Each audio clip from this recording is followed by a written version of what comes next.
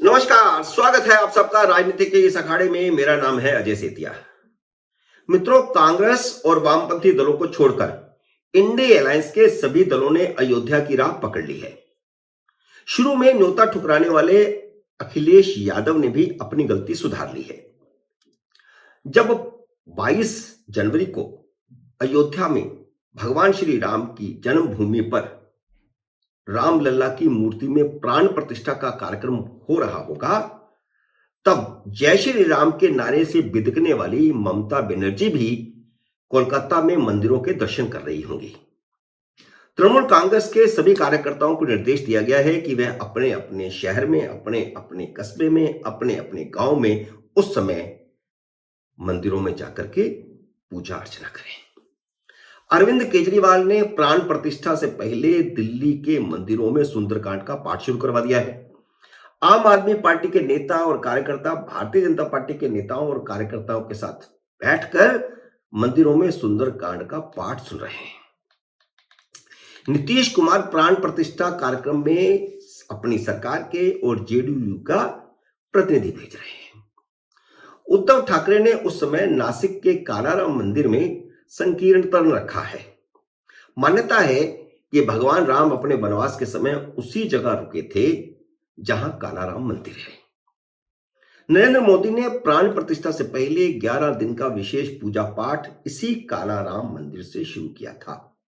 जब वे बॉम्बे में समुद्र पर बने पुल का उद्घाटन करने गए थे, तो उससे पहले वह नासिक के मंदिर में गए, जहां उन्होंने पूजा पाठ की और सफाई भी की, और उन्होंने वहां से आह्वान किया कि सारे देश के मंदिरों में सफाई अभियान चलाया जाए। यहां तक कि बीजू जनता दल भी जगन्नाथपुरी में 11 दिन की परिक्रमा करवा रहा है। परिक्रमा शुरू हो चुकी है। यानी देश भर में लोग मंदिरों में पूजा पाठ करके दिवाली मना रहे होंगे।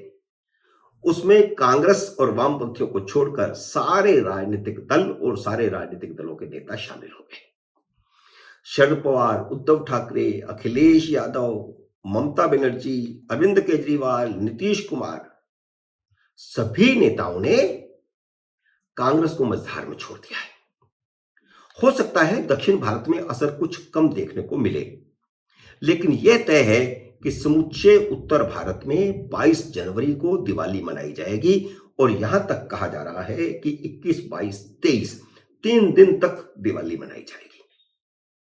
प्रधानमंत्री नरेंद्र मोदी दिन में रामलला की मूर्ति में प्राण प्रतिष्ठा के कार्यक्रम में शामिल होंगे, तो शाम में दिवाली मनाते हुए उनकी तस्वीर मीडिया और सोशल मीडिया में वायरल होगी। सारे केंद्रीय मंत्री और भाजपा शासित राज्यों के नेताओं की भी तस्वीरें वायरल होंगी। दिवाली की तरह आतिशबाजी हो रही होगी और मंदिरों में पूजा पाठ संकीर्तन हो रहा होगा, और सारे देश के लोग, राम भक्त, अपने अपने मोहल्लों की तस्वीरें सोशल मीडिया पर वायरल कर रहे होंगे। सवाल यह है कि 22 जनवरी को जब देश भर में हिंदू दिवाली मना रहे होंगे, मंदिरों, बाजारों, गलियों, मोहल्लों और घरों में दीपमाला हो रही होगी, लाइटें जल रही होंगी, उस दिन कांग्रेस क्या कर रही होगी, या कांग्रेस के अंधभक्त हिंदू क्या कर रहे होंगे? अगर 22 जनवरी को राहुल गांधी, सोनिया गांधी और प्रियंका वाड्रा भी किसी मंदिर में जाते हैं, तो किसी हद तक अपनी और अपनी पार्टी की जान बचा लेंगे। वैसे कांग्रेसी पत्रकारों ने गांधी परिवार को बिन मांगी सलाह देना शुरू कर दिया है कि वे 22 जनवरी को मंदिरों में जाकर हिंदू विरोध को थोड़ा कम कर सकते हैं।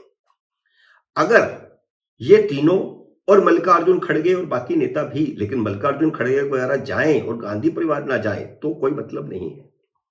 अगर ये तीनों 22 जनवरी को भगवान श्री राम के मंदिर में किसी मंदिर में जाते हैं, तो प्राण प्रतिष्ठा के विरोध का अपराध भी किसी हद तक कम हो जाएगा। आचार्य प्रमोद ने तो कहा है कि कांग्रेस पर भगवान राम का प्रकोप शुरू हो चुका है। गांधी परिवार ने हिंदू कांग्रेसियों को भारी मुश्किल में डाल दिया है।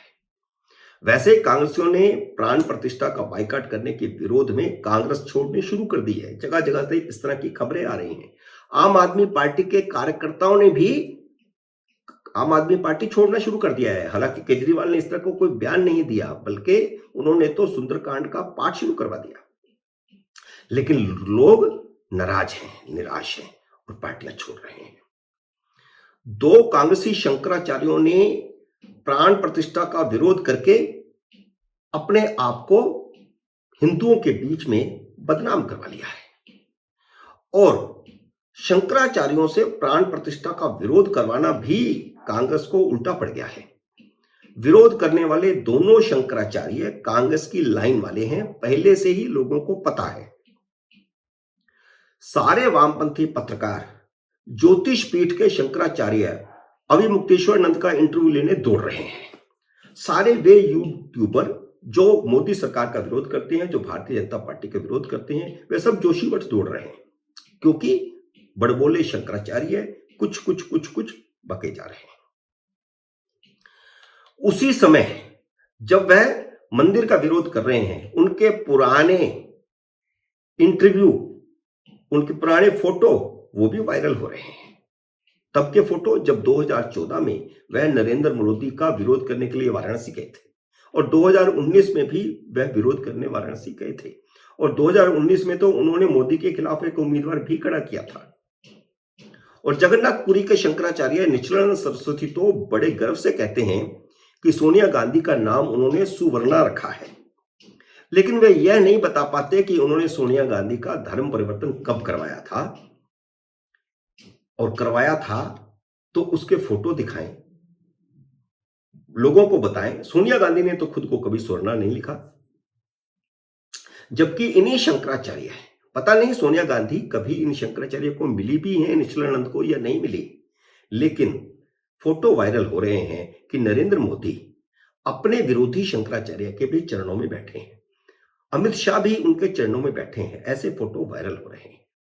और जगन्नाथपुरी में शंकराचार्य की पीठ के सामने नवीन पटनायक की पार्टी परिक्रमा पथ पर हर दिन 10,000 लोगों से परिक्रमा करवा रही है। दोनों बड़बोले शंकराचार्यों ने भी अपनी पद बटवा ली है, क्योंकि इन दोनों की ही राम जन्मभूमि आंदोलन में कोई भूमिका नहीं थी।